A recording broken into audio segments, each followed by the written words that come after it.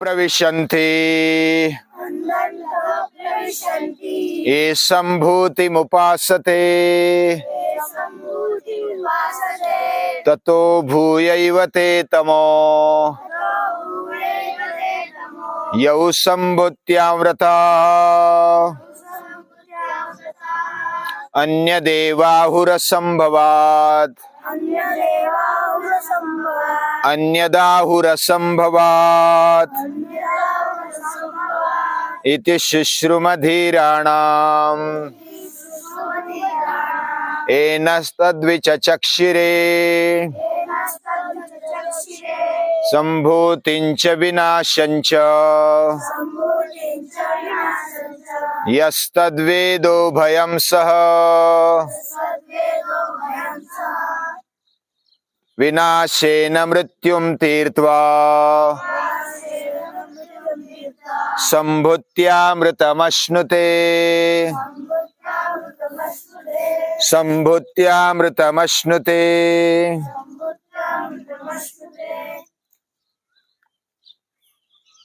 हमारे संकल्प और हमारी क्रिया ये साथ में मिलते हैं क्या, इनका तालमेल है क्या, ये देखना चाहिए। अगर तालमेल नहीं है, यानी हम संकल्प करते लेकिन क्रिया नहीं होती, मन में तो तय करते हैं और तय करने के बावजूद भी हमारी क्रिया उसके मुताबिक नहीं होती, इसका मतलब हमारा तालमेल नहीं है, हमारे विचारों का और कृति का तालमेल नहीं है। ऐसा जब होता है तब हमारा जीवन अंधकार की ओर चला जाता है। हम अपने संकल्पों में और क्रिया में तालमेल बिठाए, इसका मतलब संकल्प मन में होता है। हमने देखा मन ये विकल्प देता है, संकल्प भी करता है, यानी अलग अलग विचार आते हैं, हर एक के मन में आते हैं। महापुरुषों के मन में भी अलग अलग विचार आते हैं, लेकिन किसी योग्य विचार पर वह निश्चित अपना मन बना लेते हैं और उसका संकल्प करते हैं और उसके साथ क्रिया भी करना शुरू कर देते हैं। तो मन को निश्चित दिशा दे दे, संकल्प कर लिया, ये एक बात, और दूसरी बात उस पर अमल करना, क्रिया करना, ये दूसरी बात। तो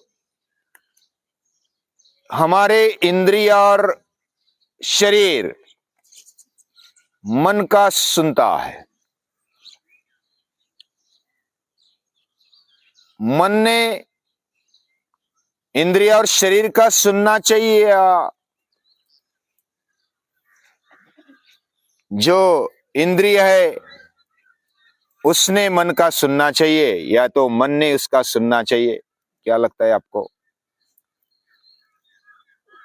हमारे इंद्रियों का मन ने सुना, ये एक बात, और मन ने इंद्रियों का सुना। इंद्रियों का सुन रहे हैं तो क्या हम सही मार्ग पर है, या तो इंद्रिय मन के सुन रहे हैं, ये सही बात है? कौन सी सही बात है? हमारे इंद्रिय मन का सुने, और मन किसका सुने?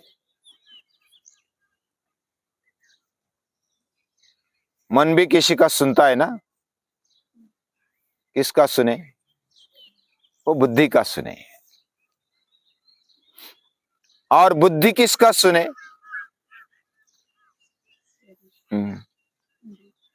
हाँ, आत्मशक्ति का। आत्मशक्ति का जो आवाज है, आत्मशक्ति की जो आवाज है, वह बुद्धि ने सुननी चाहिए। और बुद्धि जब आत्मशक्ति की सुनती है और आत्मशक्ति की सुनने के साथ साथ बुद्धि का मन सुनता है और मन इंद्रियों को ऑर्डर देता है, तो हमारा जीवन सही रास्ते पर चलता है।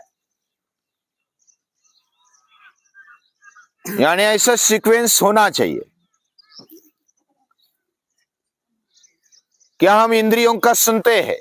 क्या उल्टा हमारा गाड़ा चल रहा है? अगर ऐसा है तो हम इंद्रिया जिधर भी जाती है उधर हम जाने लगते हैं। इंद्रियों को विषय अच्छे लगते हैं। हमारी जिह्वा है, उसको रस अच्छा लगता है, खाना पीना अच्छा लगता है, वो उस ओर खींचते हैं। हमारी आंखें सौंदर्य की ओर खींचती है, हमारे कान संगीत की ओर खींचते हैं, हमारी त्वचा स्पर्श के लिए लालायित रहती है। फूल देखा, उसको स्पर्श किया, स्पर्श से भी नहीं मन भरता तो उसको पूरा चिरड़ देते हैं। तो हमारा जो भी जीवन है उसमें इंद्रिया जिधर भागती है उधर अगर मन भागता है तो हमारी जीवन की गाड़ी अंधकार की ओर जा रही है, ऐसा समझ के चलो। क्योंकि वो एकांगी सुन रहे, एकांगी हमारा मन चल रहा है, इंद्रियों की तरफ चल रहा है। तो मन और इंद्रियों को बुद्धि का सुनना चाहिए और बुद्धि विवेकी होनी चाहिए, और विवेकी होने के लिए उसने किसका सुनना चाहिए? आत्मशक्ति का सुनना चाहिए। हमारी आत्मशक्ति सुषुप्त रहती है, वह अव्यक्त है, और अव्यक्त होने के कारण जैसे लालटेन तो है, लालटेन पता है ना, लालटेन है लेकिन कांच काली काली पड़ गई है, अंदर ज्योति है लेकिन वो बाहर प्रकाश नहीं दे पा रही, और बाहर से ऐसा दिखाई देता है कि ये तो काला है, इसमें कुछ ज्योत नहीं रही, लेकिन ज्योत तो है अंदर, फिर भी बाहर उसका प्रकाश नहीं आ रहा है। तो क्या करना चाहिए प्रकाश आने के लिए? हर्षिल, क्या करना चाहिए? कांच को पोंछ देना चाहिए, सीधी सादी बात है। कांच को स्वच्छ किया तो प्रकाश अपने आप आ जाएगा ना, प्रकाश तो अंदर है ही। वैसे हमारा जीवन अंदर हमारे ज्योत है, चैतन्य है, वो भगवत शक्ति है, आत्मशक्ति है, वो प्रज्वलित रहती है। उसका प्रकाश, उसके प्रकाश के जरिए हमारा जीवन चलना चाहिए, चलता भी है। लेकिन हमारी बुद्धि उसका स्वीकार कब करती है? जब वो अभ्यास करते रहती है। बिना अभ्यास हमारा संकल्प, बिना मेहनत हमारा संकल्प अंतिम ध्येय तक नहीं जाता। यानी एक तरफ संकल्प है, दूसरी तरफ मेहनत है, क्रिया है। संकल्प के पीछे हमें टूट पड़ना चाहिए रात दिन। जैसे हमने सुना, जो अब्दुल कलाम है, भारत के राष्ट्रपति हो गए, अभी अभी हुए, उन्होंने कहा ऐसे सपने देखो हमारा जीवन अस्वस्थ हो जाए, हमारी नींद उड़ जाए, उस सपने को साकार करने के लिए। और ऐसा सपना यानी ऐसे संकल्प हमारे होने चाहिए, ऐसा ध्येय होना चाहिए, ऐसी संकल्पना हमने रखनी चाहिए। बहुत बार इतिहास में हम ऐसा देख सकते हैं, जैसे 1870 में, यानी अभी कितने साल हो गए, लगभग 150 साल के पीछे फ्रांस में युद्ध हुआ, फ्रांस और जर्मनी में। और फ्रांस के जो राजा थे उन्होंने ऑर्डर दे दिया सभी सैन्य को कि चलो लड़ने के लिए जाना है, जर्मनी पर आक्रमण करना है, बर्लिन पर। तो सभी तैयार हो गए, घोषणाबाजी हो गई, सब सैन्य इधर उधर बिखर गए थे, अपने घर गए थे, वो सब इकट्ठा हो गए। और राजा बोला कि 4 लाख सैन्य चाहिए, ऑर्डर दे दिया। सैन्य इकट्ठा हुआ, चर्च में इकट्ठा हुआ, प्रार्थना की, दर्शन किया, और उनके मन में, दिल में देशभक्ति थी। बड़े त्वेष के साथ, जुनून के साथ वो आगे बढ़े और सब इकट्ठा हुए। राजा ने बोला, सब इकट्ठा हो गए? हाँ, सब इकट्ठा हो गए। तो जो सेनापति था, तो कितने इकट्ठा हुए? बोले कि 2 लाख। तो 4 लाख चाहिए ना? नहीं, 2 लाख हो गए इकट्ठा। 2 लाख अभी तितर बितर हो गए। फिर उनका खाना किधर है? खाना अभी दूर है, आ रहा है। कितना दूर है? बोले कि 20 मील है दूर। तो ऑर्डर दे दो, बुलाओ उसको, भूखा थोड़ा ही जाएंगे, साथ में खाना लगेगा ना। तो कितने दिन लगेंगे पता नहीं, लेकिन साथ में कुछ खाना पीना होना चाहिए। तो वो 20 किलोमीटर दूर है और उधर से दूसरा एक वैगन आ रहा है, वो वैगन 30 किलोमीटर, 30 मील दूर है और भी। फिर उसको चलाओ ना, आगे आने दो। उनको व्हील नहीं है। अरे बाप रे, फिर क्या कर दिया जाए? व्हील बिठाओ, या तो हमारी तोप खाने की गाड़ी है ना, वो भेज दो, लेकिन खाना तो चाहिए। बोला कि मैं सैन्य देखना चाहता हूं। कहां पर सैन्य है? चलो राजा जी, सैन्य देखेंगे। सैन्य ने बंदूकें पकड़ रखी थी, किसी ने उल्टी पकड़ रखी थी, किसी ने सीधी पकड़ रखी थी। बोला कि ये क्या बात है? ये अभी नई नई बंदूक लाई है, बहुत ही आधुनिक है, लेकिन अभी ट्रेनिंग देना बाकी है। राजा बोला कि अरे क्या, कैसे युद्ध करेंगे? फिर भी जर्मनी तो रुकने वाला नहीं था। जर्मनी ने उस सैन्य को वो भाजी मूली की तरह, सब्जी मूली की तरह काट डाला। फ्रांस का पराभव हुआ। ये इतिहास है, ये मैं ऐसे नहीं बोल रहा हूं। यानी उनके जीवन में संकल्प है, उनके जीवन में सदिच्छा है कि देश के लिए लड़ना है। प्रभु प्रेम भी है, चर्च में प्रार्थना करते हैं कि चलो लड़ने के लिए जाते हैं, लेकिन कोई नियोजन नहीं है, कार्यदक्षता नहीं है, कार्यक्षमता भी नहीं है। बंदूक कैसी उल्टी फुल्टी पकड़ के रखी है। नियोजन नहीं, कर्तव्य दक्षता नहीं, कार्यक्षमता नहीं, और व्यवस्था नहीं। यानी संकल्प, सत्संकल्प के साथ तप होना चाहिए, मेहनत होना चाहिए, और ये मेहनत होती है, नियोजन होता है। इधर दूसरी तरफ देखो, भारत में 17वें शतक में शिवाजी महाराज का जन्म हुआ। आज शिवाजी महाराज जयंती है ना, तिथि के अनुसार फाल्गुन महीने की तृतीया तिथि है, और शिवाजी महाराज का तिथि के अनुसार जन्मदिन है। उनका जीवन देखो, वो बहुत ही कम उम्र में उन्होंने सत्संकल्प किया।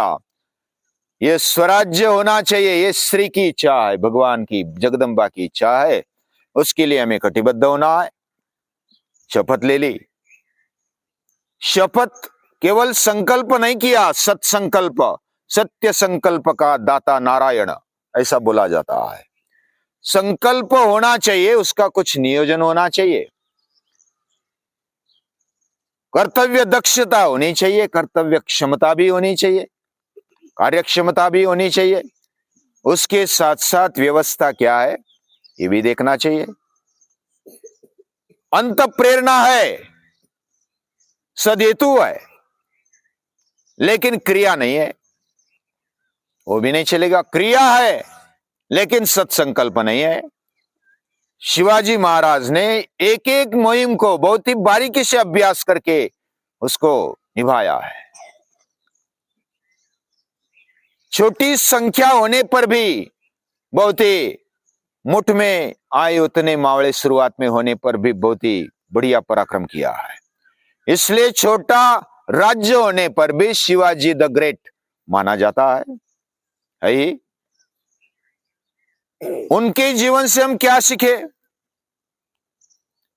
हमारा अंतरंग और बहिरंग उनका तालमेल होना चाहिए।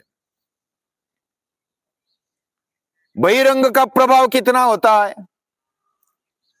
जो बाह्य इंद्रिय है, शरीर है, बाह्य भौतिक चीजें है, उनका प्रभाव 1/4 होता है।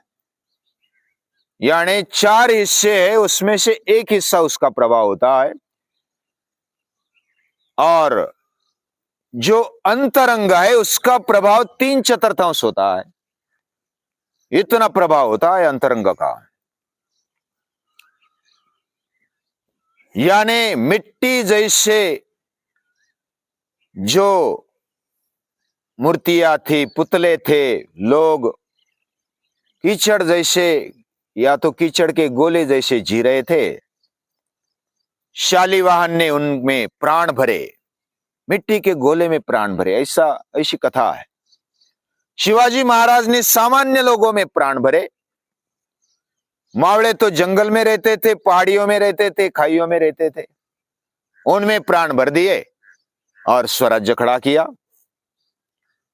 अभी पूरे भारत भर मुगलों का राज्य है, मुस्लिमों का राज्य है, अत्याचारियों का राज्य है, वो रोते नहीं बैठे। पूरा राज्य होने पर भी, इतना सारा साम्राज्य होने पर भी, जैसा फिनिक्स पक्षी रक्षा में से उड़ जाता है और पूरा जिंदा हो जाता है, वैसा शिवाजी महाराज वो शून्य में से खड़े हो गए और शून्य में से स्वराज्य खड़ा किया है। कुछ नहीं था। जो जहांगीरी मिली थी वो भी दूसरे शाही आदिल शाही के दरबार में, जो शाहजी महाराज थे वो भी उधर ही नौकरी करते थे। उन्होंने भी प्रयत्न किया लेकिन वो असफल रहा। जीजा माता ने प्रयत्न छोड़ा नहीं, शाहजी महाराज ने भी प्रयत्न छोड़ा नहीं, अपने बेटे को तैयार किया और स्वराज्य होना चाहिए, स्वराज्य होना चाहिए, यह सत्संकल्प किया और उसके मुताबिक क्रिया भी की। यानी दोनों बात है, हम संकल्प करते हैं, सत्य संकल्प करते हैं, और दूसरी तरफ हम क्रिया भी कर रहे हैं। क्रिया भी कैसी कर रहे हैं? नियोजनबद्ध नियोजन करते हैं।